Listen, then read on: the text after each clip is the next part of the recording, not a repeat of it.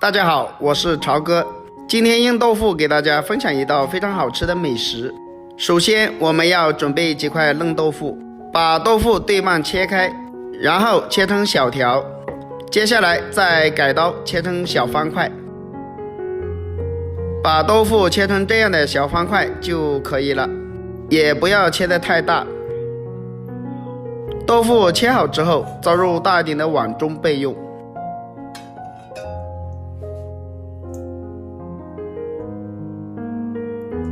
接下来再准备3个鸡蛋，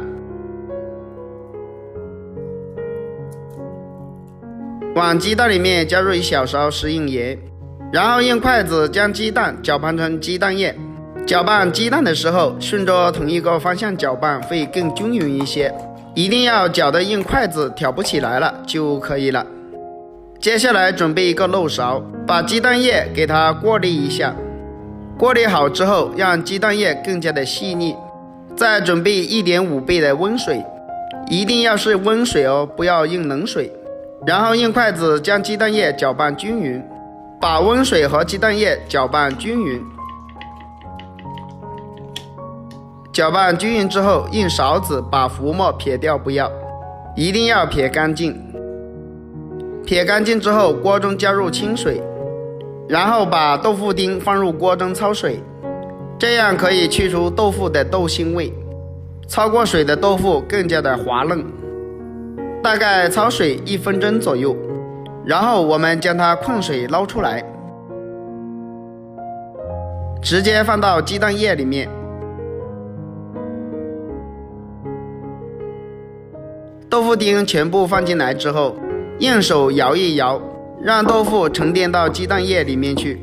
接下来我们把锅中的水烧开，把鸡蛋放到蒸锅里面，上面盖上一个盘子，防止水蒸气进入，开大火蒸10分钟左右。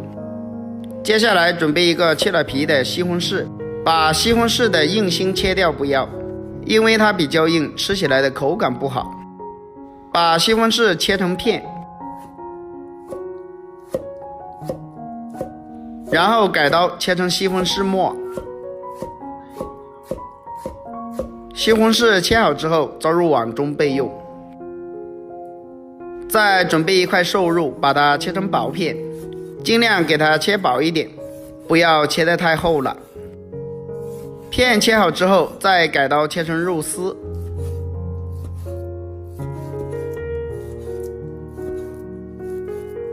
最后切成肉末。